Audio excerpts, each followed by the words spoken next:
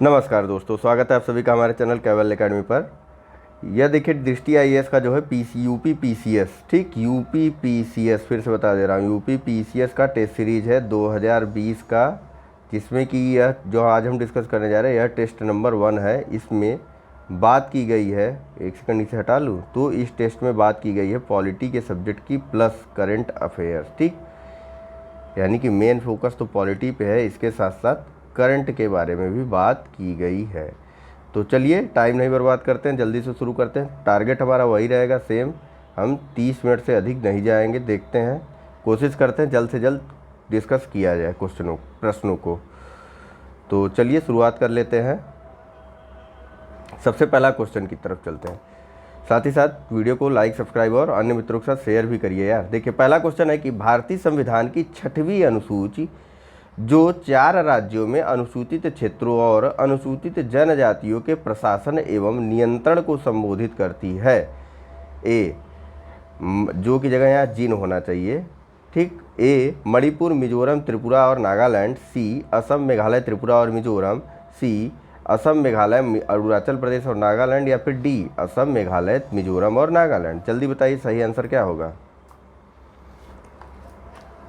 चलिए इसका सही आंसर है option number B, Assam, Meghalaya, Tripura और मिजोरम। आपको एक कोड बताया गया था AMTM का, किसका, एक सेकेंड, हाँ, AMTM। आपको करना क्या है, मैप उठाइए और इस AMTM कोड को चेक करिए। असम यहाँ पे मिलेगा आपको, ठीक है, मेघालय यहाँ नीचे मिल जाएगा आपको, ठीक, उसके अलावा त्रिपुरा इधर मिल जाएगा साइड में, और इसके अलावा क्या है, असम, मेघालय, त्रिपुरा और मिजोरम, यह भी यहाँ नीचे साइड में मिल जाएगा। आपको करना क्या है कि इस मैप को उठाना है और तब इस चीज़ को याद रखना है। ऐसे क्या होगा, यह चीज़ याद हो जाएगी। खैर विस्तार से ज़्यादा चर्चा यहाँ पर, चूँकि पहले ही मैंने कहा है कि नहीं की जाएगी, डिटेल से चर्चा आप लोगों को घटना चक्र की सीरीज में हर प्रश्न के साथ मिल रही है। आप भी यह चीज़ बहुत अच्छे से जान रहे हैं अगर आप लगातार जो है फॉलो कर रहे हैं इस चैनल को। तो चलिए आइए बात कर लेते हैं नेक्स्ट प्रश्न के बारे में। यहाँ पूछा जा रहा है कि संसद के सदस्य के रूप में निर्वाचित होने के लिए निम्नलिखित में से कौन सा अयोग्यता का आधार नहीं है, ठीक। इस तरीके के प्रश्नों को पढ़ने का सरल तरीका यही है, आप ऑब्लिक के या तो इस साइड वाला पढ़िए या तो इस साइड वाला, या तो राइट हैंड या तो लेफ्ट हैंड। जिधर का, जैसे इधर राइट हैंड का ऑब्लिक के इस साइड का पढ़ रहे हैं तो वहाँ पर भी इसी साइड वाला विकल्प पढ़ेंगे, इधर से पढ़ रहे हैं तो इधर वाला पढ़ेंगे, ठीक है। चलिए पहला कथन है कि यदि व्यक्ति राज्य सरकार के अधीन लाभ के पद पर नियुक्त हो। कथन 2 है कि यदि व्यक्ति ने स्वेच्छा से किसी विदेशी राज्य की नागरिकता प्राप्त की है। कथन 3 है कि यदि कोई व्यक्ति 10वीं अनुसूची के तहत अयोग्य घोषित हुआ है। और कथन 4 है कि यदि व्यक्ति को निवारक निरोध कानून के तहत हिरासत में लिया गया है। जब तक मैं कूट पढ़ता हूँ तब तक आप इन विकल्पों को एक बार फिर से देखिए।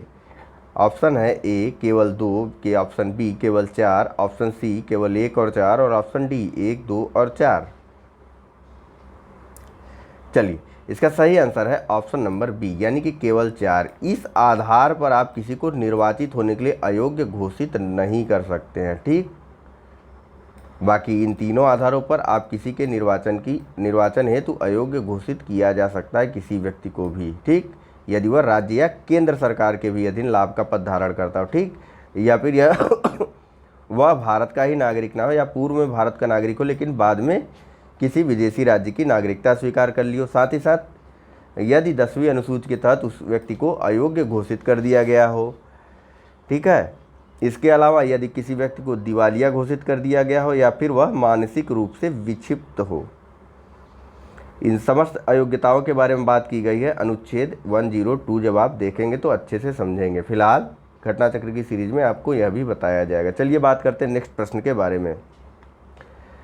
बार बार घटना चक्र का नाम लेने का कोई औचित्य नहीं है, प्रचार यहाँ नहीं किया जा रहा, बस आपको जो है एक सुझाव दिया जा रहा है और कुछ नहीं। बाकी अब उस बारे में चर्चा नहीं की जाएगी, कोशिश यही रहेगी। देखिए क्या होता है, बात बात में फ्लो में निकलता है, प्रचार नहीं करना है। चलिए बात करते हैं नेक्स्ट प्रश्न के बारे में। दल बदल रोधी कानून के संबंध में निम्नलिखित कथनों में से कौन सा सही नहीं है। ऑप्शन है ए, दल बदल रोधी कानून के प्रावधानों का उल्लेख संविधान की 10वीं अनुसूची में किया गया है।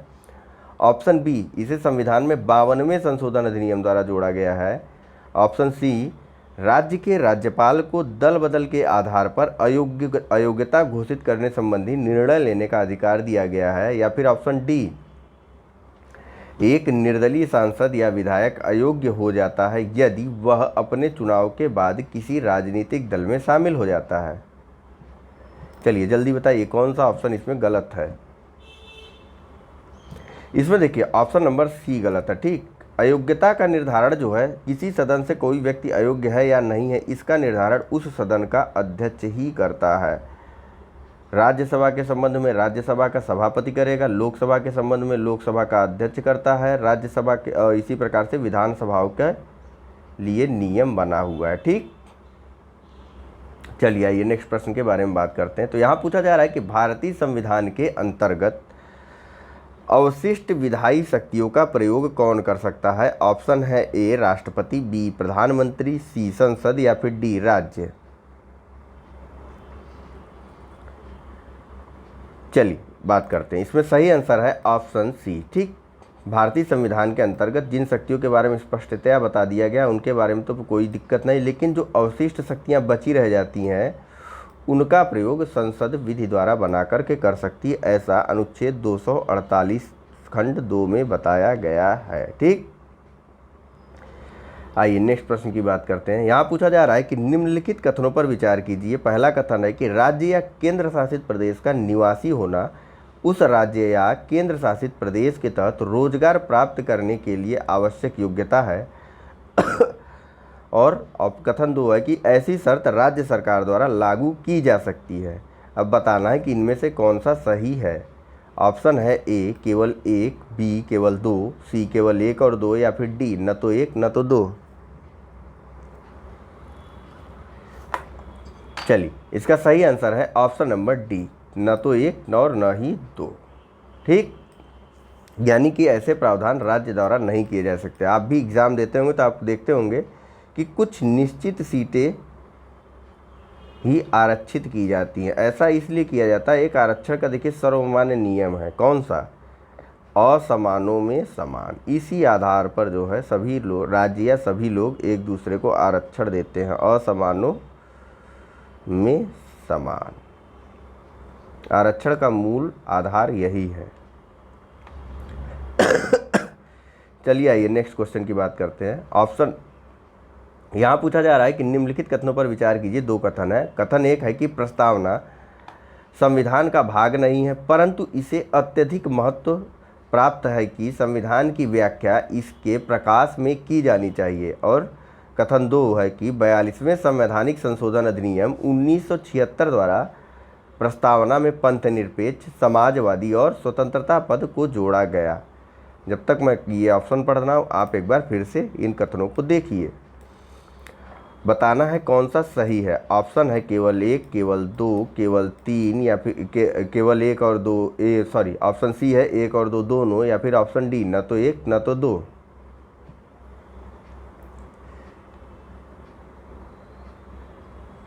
चलिए इसका सही आंसर है ऑप्शन नंबर डी, न तो 1 और न ही 2। ठीक है, क्यों? क्योंकि प्रस्तावना संविधान का भाग है, ऐसा सुप्रीम कोर्ट द्वारा केशवानंद भारती के वाद में निर्धारित किया गया था। किस सन का यह वाद है? तो 1973 का यह वाद है। बाकी 42वां संविधान संशोधन के तहत जो है पंथनिरपेक्ष, समाजवादी और अखंडता शब्द को जोड़ा गया था। ठीक, चलिए बात कर लेते हैं नेक्स्ट प्रश्न के बारे में। यहाँ पूछा जा रहा है मंडल आयोग के गठन के समय भारत का प्रधानमंत्री कौन था। ऑप्शन है ए इंदिरा गांधी, बी मोरारजी देसाई, सी राजीव गांधी या फिर डी वीपी सिंह। चलिए इसका सही आंसर है option number B, Morarji Desai जो है यह मंडल आयोग के गठन के समय प्रधानमंत्री थे। ठीक है, किस बारे में था? तो देखिए जब जो द्वितीय पिछड़ा वर्ग आयोग था इसकी अध्यक्षता वीपी मंडल के द्वारा की गई थी। किसके द्वारा? वीपी मंडल के द्वारा की गई थी। इस आयोग का गठन 1979 में किया गया था। इसने अपनी रिपोर्ट 1980 में दे दी थी और इन्हीं वीपी मंडल के नाम के ही आधार पर इस आयोग का नाम पड़ गया मंडल आयोग। ठीक है, चलिए आइए बात करते हैं नेक्स्ट प्रश्न के बारे में। यहाँ है क्वेश्चन नंबर 8। यहाँ पूछा जा रहा है कि भारत में एक राज्य की विधानसभा में सदस्यों की अधिकतम संख्या कितनी है। ऑप्शन है ए 500, बी 400, सी 450 या डी 550।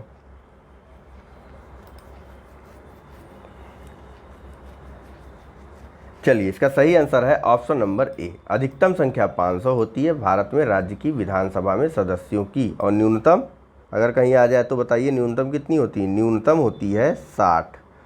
अधिकतम 500 और न्यूनतम 60। 3 अपवाद है, कौन कौन से। सिक्किम, गोवा और मिजोरम। क्यों अपवाद है, अधिकतम के कि न्यूनतम के, बताइए। न्यूनतम के, छोटे छोटे राज्य है ना भाई। देखिए सिक्किम में कितने सदस्य हैं, 32, गोवा में हैं 40, मिजोरम में भी 40। ठीक, यह तीनों जो है अपवाद है न्यूनतम संख्या की। न्यूनतम कितनी होनी चाहिए, 60 और अधिकतम 500। चलिए बात करते हैं नेक्स्ट क्वेश्चन नंबर 9 की। तो यहाँ पूछा जा रहा है कि निम्नलिखित में से कौन सी भारतीय संसदीय प्रणाली की मुख्य विशेषताएं हैं। अब कथन दिया हुआ है, पहला दोहरी कार्यपालिका, दूसरा शक्तियों का पृथक्करण, तीसरा बहुमत प्राप्त दल का शासन, और चौथा दोहरी सदस्यता। नीचे कूट दिया हुआ है, जब तक मैं कूट पढ़ रहा हूँ तब तक आप इन विकल्पों को फिर से देखिए। ठीक, ऑप्शन है ए केवल 2, 3, 4, ऑप्शन बी केवल 1, 3 और 4, ऑप्शन सी केवल 1, 2 और 3, या फिर ऑप्शन डी 1, 2, 3 और 4, यानी कि सभी चारों। तो बताइए जल्दी से कौन सा इसमें सही है। चलिए इसमें सही है ऑप्शन नंबर बी, केवल 1, 3 और 4। देखिए शक्तियों का पृथक्करण का सिद्धांत, मंत्रियों पर कार्यवाही, नीतियों का निर्माण एवं गोपनीयता, यह सभी जो है राष्ट्रपति या अध्यक्षीय शासन प्रणाली की विशेषता होती है। ठीक है, ना कि संसदीय शासन प्रणाली की। संसदीय शासन प्रणाली की क्या क्या विशेषता होती है, तो इसमें दोहरी कार्यपालिका होती है, एक नाम मात्र और एक वास्तविक, जैसे हमारे यहाँ राष्ट्रपति और प्रधानमंत्री हैं। बहुमत प्राप्त दल का शासन होता है, दोहरी सदस्यता होती है, प्रधानमंत्री द्वारा इसका नेतृत्व किया जाता है। ठीक, प्रधानमंत्री की सिफारिश पर लोकसभा का विघटन भी कर दिया जाता है, या फिर लोकसभा क्या निम्न सदन बोलिए, लोअर हाउस, निम्न सदन का विघटन भी कर दिया जा सकता है। ठीक है, चलिए बात करते हैं नेक्स्ट क्वेश्चन नंबर 10 की। 12 मिनट हो गया है, 30 क्वेश्चन पहुंच पाएंगे कि नहीं यार। चलिए लाइक सब्सक्राइब भी करते चलिए भाई, और शेयर भी करिए अन्य मित्रों के साथ। आइए बात करते हैं नेक्स्ट क्वेश्चन की। क्वेश्चन नंबर 10 यहाँ पूछा जा रहा है कि निम्नलिखित में से किसने संविधान सभा के अंतर्गत गठित मौलिक अधिकारों, अल्पसंख्यकों और जनजाति तथा बहिष्कृत क्षेत्रों पर नियुक्त एक सलाहकार समिति की अध्यक्षता की। ए जवाहरलाल नेहरू ने, बी वल्लभ भाई पटेल ने, सी HC मुखर्जी ने, डी मौलाना आज़ाद ने। चलिए इसका सही आंसर है ऑप्शन नंबर, पेन तो ले लूँ, सही आंसर है ऑप्शन नंबर बी, वल्लभ भाई पटेल ने जो है मौलिक अधिकारों, अल्पसंख्यकों तथा जनजातीय तथा बहिष्कृत क्षेत्रों पर नियुक्त एवं सलाहकार समिति की अध्यक्षता की थी। इसकी उपसमिति की अध्यक्षता किसने की थी, बताइए। देखिए मौलिक अधिकारों के उपसमिति की अध्यक्षता की थी JB कृपलानी ने, है ऑप्शन में नहीं है। JB कृपलानी ने जो है मौलिक अधिकारों के उपसमिति की अध्यक्षता की थी। इसी प्रकार से यहाँ जो ये HC मुखर्जी जी है ना, ये इन्होंने अल्पसंख्यकों हेतु जो है उपसमिति की अध्यक्षता की थी। किसने, HC मुखर्जी जी ने। चलिए बात कर लेते हैं नेक्स्ट क्वेश्चन नंबर 11 की। तो यहाँ पूछा जा रहा है कि वर्ष 2019 में 33वां अंतर्राष्ट्रीय पुस्तक मेला कहाँ आयोजित किया गया था। ऑप्शन है ए हवाना क्यूबा में, बी नई दिल्ली भारत में, सी पेरिस फ्रांस में, या फिर डी ग्वाडलजारा मेक्सिको में। चलिए इसका सही आंसर है option number D, Guadalajara Mexico में। देखिए 1 दिसंबर 2019 को अंतर्राष्ट्रीय पुस्तक मेले का उद्घाटन, 33वें अंतर्राष्ट्रीय पुस्तक मेले का उद्घाटन हमारे HRD राज्य मिनिस्टर द्वारा किया गया था ग्वाडलजारा मेक्सिको में। मिनिस्टर का नाम भी आप जानते रहिए, संजय धोत्रे, संजय धोत्रे। ठीक, चूँकि PCS का पेपर है इसीलिए थोड़ा स्पेसिफिक चीज़ों को भी आपको जानना होगा, ठीक है। देखिए इसका जो है नोडल एजेंसी कौन था, तो इसकी नोडल एजेंसी एनबीटी यानी कि नेशनल बुक ट्रस्ट, राष्ट्रीय पुस्तक न्यास था, ठीक। यह जो है इस अंतर्राष्ट्रीय पुस्तक मेले की 33वें अंतर्राष्ट्रीय पुस्तक मेले की नोडल एजेंसी थी। यह किसके अधीन है एनबीटी, एनबीटी जो है ministry of human resource and development यानी कि एमएचआरडी या फिर मानव संसाधन विकास मंत्रालय की एक स्वायत्त संस्था है, ठीक है, यह स्वायत्त निकाय है।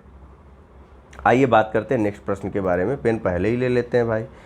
उस अभियान का नाम बताइए जिसका उद्देश्य ग्रामीण एवं जनजातीय बच्चों में शिक्षा को बढ़ावा देना है। ऑप्शन है ए केंद्रीय विद्यालय अभियान, ऑप्शन बी जवाहर नवोदय विद्यालय अभियान, ऑप्शन सी एकल विद्यालय अभियान या फिर ऑप्शन डी सर्वोदय विद्यालय अभियान।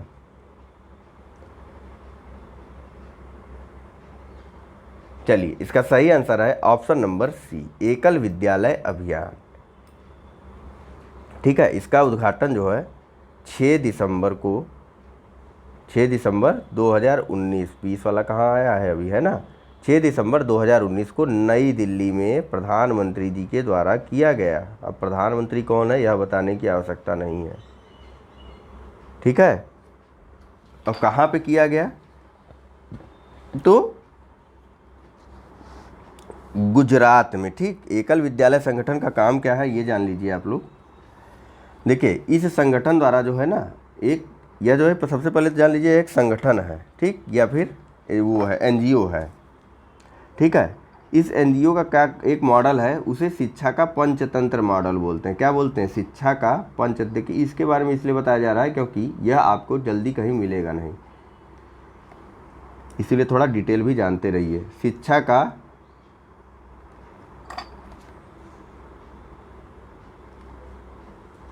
पंच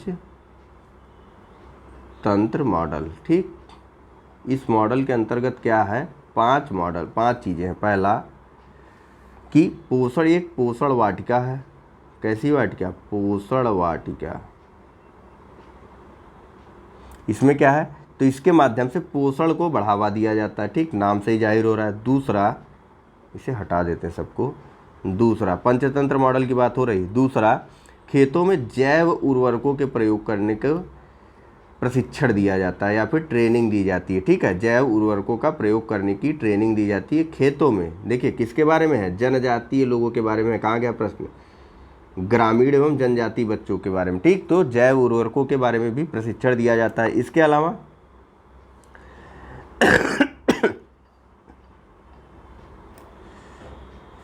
अलावा क्या बात की गई, इसके अलावा बात की गई जड़ी बूटियों की औषधीय गुणों का उपयोग करने और कुशल कौशल इसमें प्राप्त करने का भी ट्रेनिंग दिया जाता है जड़ी बूटियों से संबंध में, ठीक।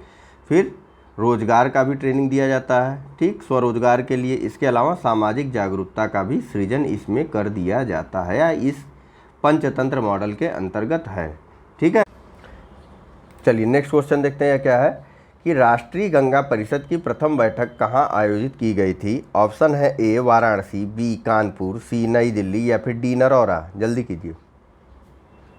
देखिए इसका सही आंसर है ऑप्शन नंबर बी, ठीक। राष्ट्रीय गंगा परिषद की प्रथम बैठक का आयोजन कानपुर में किया गया था। राष्ट्रीय गंगा परिषद के बारे में जान लेते हैं, तो इसका गठन जो है पर्यावरण अधिनियम 1986 के अंतर्गत किया गया। किसके अंतर्गत, पर्यावरण, एक सेकंड, पर्यावरण सही से नहीं लिख रहा हूँ मैं, हाँ, पर्यावरण अधिनियम 1986 या एक्ट यहाँ लिख देता हूँ, एक्ट 1986 के अंतर्गत किया गया, ठीक है। इसकी अध्यक्षता जो है प्रधानमंत्री के द्वारा की जाती है। किसके द्वारा, राष्ट्रीय गंगा परिषद की अध्यक्षता प्रधानमंत्री के द्वारा की जाती, यानी कि पीएम के द्वारा की जाती, ठीक है। इसका कार्य क्या है, तो इस परिषद को गंगा और इसकी सहायक नदियों, यानी गंगा के अलावा जो इसकी सहायक नदियां हैं इनके बारे में भी या इनमें प्रदूषण के निवारण और इनके कायाकल्प का अधीक्षण का दायित्व सौंपा गया, ठीक। इन नदियों में जो प्रदूषण हो रहा है या इनके जो धारा है इसके निरंतर प्रवाह या इसमें सुधार करने के लिए इन सब का दायित्व किसके ऊपर है, राष्ट्रीय गंगा परिषद के ऊपर है, ठीक है। जो एक मिशन चल रहा है, एक ये क्या हो गया, हाँ, जो एक मिशन चल रहा है ना, राष्ट्रीय स्वच्छ गंगा मिशन, यह भी राष्ट्रीय गंगा परिषद की ही एक कार्यान्वयन शाखा के रूप में ही है। ठीक, चलिए बात कर लेते हैं नेक्स्ट क्वेश्चन के बारे में। क्वेश्चन नंबर 14, तो यहाँ पूछा जा रहा है कि आयुध संशोधन अधिनियम 2019 के अनुसार एक व्यक्ति कितनी सक्रिय बंदूकें अपने पास रख सकता है? ऑप्शन है ए 2 बंदूकें, बी 1 बंदूक, सी 4 बंदूकें या फिर डी 3 बंदूकें। चलिए इसका सही आंसर है ऑप्शन नंबर, कहाँ गया, ऑप्शन नंबर ए। ठीक, 2 बंदूकें। राष्ट्रीय आयुध संशोधन अधिनियम 2019 के तहत जो है अब कोई व्यक्ति 2 सक्रिय बंदूकें ही अपने पास रख सकता है। कहाँ अंतिम अधिनियम कब बना था, किस अधिनियम में संशोधन किया गया था? तो संशोधन किया गया आयुध अधिनियम 1959 में। ठीक है, इसमें संशोधन करके अब यह नया अधिनियम बनाया गया है। और देखिए यह प्रति व्यक्ति को लाइसेंसी बंदूकों की संख्या 3 से पहले कितनी थी? पहले थी 3, अब कितनी कर दी गई? 2। यह भी जानते रहिए। ठीक, यानी कि जो आयुध संशोधन अधिनियम 1959 था उसमें हर व्यक्ति 3 बंदूकें रख सकता था, लेकिन अब संशोधन के उपरांत 2 बंदूकें ही रख सकता है। ठीक है, चलिए बात करते हैं नेक्स्ट प्रश्न के बारे में। यहाँ पूछा जा रहा है कि इंडिया स्किल रिपोर्ट 2020 के 7वें संस्करण के अनुसार वर्ष 2019-20 के लिए कौन सा राज्य रोजगार सृजन के संदर्भ में शीर्ष राज्य के रूप में सामने आया है? करंट के बारे में इतना मत परेशान होइए, अभी पूरा कल या परसों से आपको करंट का भी कंप्लीट डिस्कशन मिल जाएगा, साल भर का पूरे पेपर। अभी बहुत टाइम है, हम पहले से ही चर्चा कर लेंगे, उसके बाद फिर चर्चा करेंगे, उसके बाद फिर चर्चा करेंगे। पेपर के पहले लगभग 2 से 3 बार करंट के बारे में चर्चा करेंगे। चलिए बताइए जल्दी से।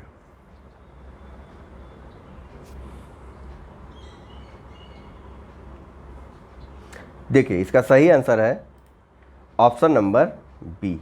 ठीक, इंडिया स्किल रिपोर्ट कब जारी की गई थी, या इसका 7वां संस्करण कब जारी किया गया था? यह जारी किया गया था 10 दिसंबर 2019 को।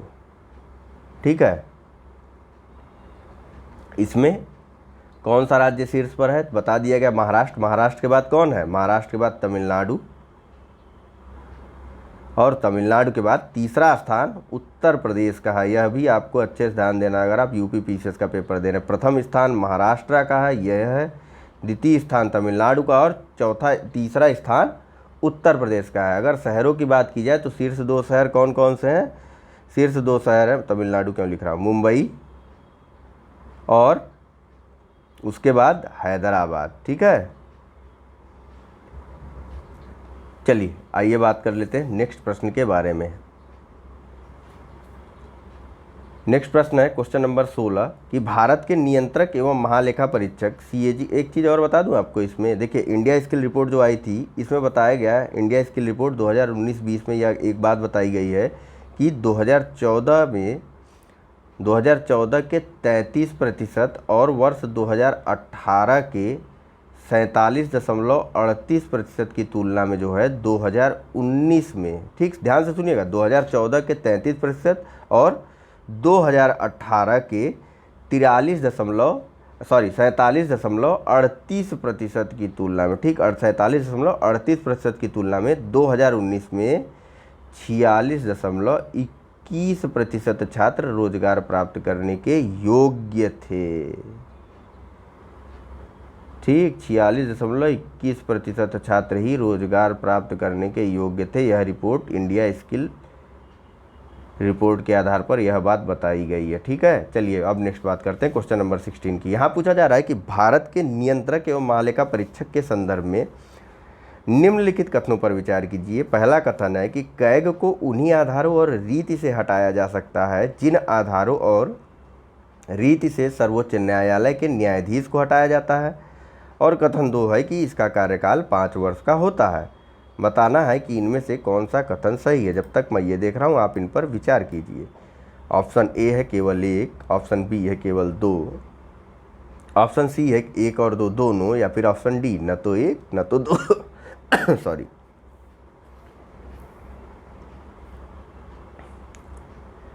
चलिए इसका सही आंसर है ऑप्शन नंबर ए केवल एक। देखिए, कैग को उन्हीं आधारों और रीति से हटाया जा सकता है जिन आधारों और रीति पर सर्वोच्च न्यायालय के न्यायाधीश को हटाया जाता है। ठीक, इसकी नियुक्ति कौन करता है? तो नियुक्ति राष्ट्रपति करता है। ठीक है, राष्ट्रपति। बाकी इसका कार्यकाल, यह जो 5 वर्ष है, गलत है। इसका कार्यकाल 6 वर्ष या 65 वर्ष की आयु तक होता है, जो भी इसमें से पहले हो जाए। आइए बात कर लेते हैं नेक्स्ट प्रश्न के बारे में। तो यहाँ पूछा जा रहा है क्वेश्चन नंबर 17 में कि निम्नलिखित मौलिक अधिकारों में से कौन सा केवल भारतीय नागरिकों को उपलब्ध है परंतु विदेशी नागरिकों को नहीं? ऑप्शन है ए वाक्य एवं अभिव्यक्ति की स्वतंत्रता, ऑप्शन बी विधि के समक्ष समता, ऑप्शन सी जीवन की सुरक्षा एवं स्वतंत्रता और ऑप्शन डी उपरोक्त में से कोई नहीं। चलिए, इसका सही आंसर है ऑप्शन नंबर ए वाक्य एवं अभिव्यक्ति की स्वतंत्रता। ठीक, बाकी अन्य तीनों अधिकार यानी कि विधि के समक्ष समता, जीवन की सुरक्षा और स्वतंत्रता, यह दोनों अधिकार विदेशी नागरिकों के साथ साथ भारतीय नागरिकों को भी समान रूप से प्राप्त है, लेकिन वाक्य एवं अभिव्यक्ति की स्वतंत्रता सिर्फ और सिर्फ भारतीय नागरिकों को प्राप्त है। ठीक है, चलिए, इसके अलावा अन्य कौन कौन से हैं इसके बारे में हम डिटेल से चर्चा कर ही रहे हैं पॉलिटी वाले सेक्शन में अपने। नेक्स्ट बात करते हैं क्वेश्चन नंबर 18 की। तो यहाँ पूछा जा रहा है कि भारतीय संविधान के किस अनुच्छेद में कहा गया है कि नीति निर्देशक सिद्धांत किसी भी न्यायालय द्वारा प्रवर्तनीय नहीं है? ऑप्शन है ए अनुच्छेद 36, ऑप्शन बी अनुच्छेद 37, ऑप्शन सी अनुच्छेद 38 या ऑप्शन डी अनुच्छेद 39।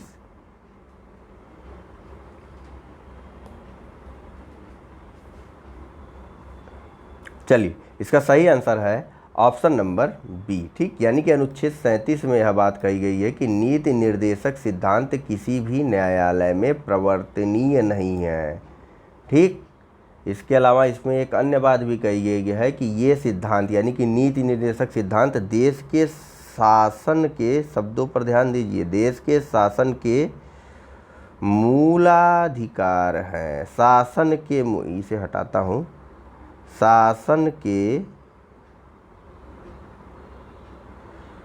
मूलाधिकार हैं और कोई भी नियम विनियम या विधि बनाने से पूर्व इनके बारे में विचार अवश्य किया जाएगा ताकि इन सिद्धांतों को लागू किया जा सके। ऐसा स्पष्ट रूप से अनुच्छेद 37 में कहा गया है, आप एक बार इसे पढ़िएगा। आइए नेक्स्ट बात करते हैं क्वेश्चन नंबर 19 की। इसमें पूछा जा रहा है कि निम्नलिखित में से किसके तहत भारत की संविधान सभा का गठन किया गया था? ऑप्शन है A Cripps mission 1942, option B cabinet mission 1946, option C Bharat सरकार अधिनियम 1935 या फिर ऑप्शन डी इनमें से कोई नहीं। सन न दिया होता ना बाबा तो कंफ्यूज हो जाते। चलिए, इसका सही आंसर है option number B cabinet mission के आधार पर ही जो है भारत में संविधान सभा का गठन किया गया था। ठीक है, चलिए नेक्स्ट बात करते हैं क्वेश्चन नंबर 20 की और आज के अपने इस लेक्चर के अंतिम प्रश्न के बारे में बात कर लेते हैं। ठीक, बाकी नेक्स्ट लेक्चर में देखेंगे हम लोग क्योंकि टाइम हमारा अब ख़त्म हो रहा है धीरे धीरे। बात करते हैं कुछ प्रश्न की तुरंत कि किस समिति की सिफारिश पर संविधान में मौलिक कर्तव्य शामिल किए गए थे? ऑप्शन ए स्वर्ण सिंह समिति, ऑप्शन बी सरकारिया समिति, ऑप्शन सी उर्जित पटेल समिति या फिर ऑप्शन डी नायर समिति। चलिए, इसका सही आंसर है ऑप्शन ए। मौलिक कर्तव्यों को स्वर्ण सिंह समिति की सिफारिश के आधार पर शामिल किया गया था। ठीक है, कब शामिल किया गया था? 42वें संविधान संशोधन के माध्यम से। ठीक, कौन से अनुच्छेद में है? तो अनुच्छेद 51A या 51क में है। कौन से भाग में है? तो भाग 4क में है, भाग 4क में है। ठीक, और एक चीज़ और, कभी संशोधन हुआ है? हाँ, एक बार संशोधन भी हुआ है। 86वें संशोधन से पहले शुरू में कितना था? शुरू में 10 मूल कर्तव्य थे, लेकिन 86वें संशोधन से एक और मूल कर्तव्य जोड़ दिया गया। कौन सा? 11वां मूल कर्तव्य और जोड़ दिया गया। कब हुआ था यह संशोधन? तो 86वां संशोधन 2002 में हुआ था और यह आपका यह किस संशोधन से शामिल किया गया था, बताया गया 42वें। कब सन में हुआ था, तो 1976 में। ठीक है, तो फिलहाल इस लेक्चर में इतना ही है। अंत तक साथ में बने रहने के लिए आप सभी का बहुत बहुत धन्यवाद, और साथ ही साथ हमारे चैनल को लाइक, सब्सक्राइब और साथ ही साथ बेल आइकन को ज़रूर दबाइए यार। कितनी बार कहाँ शेयर किया जाएगा, आप लोग समझिए इस बात को। चलिए, thank you very much for discussion.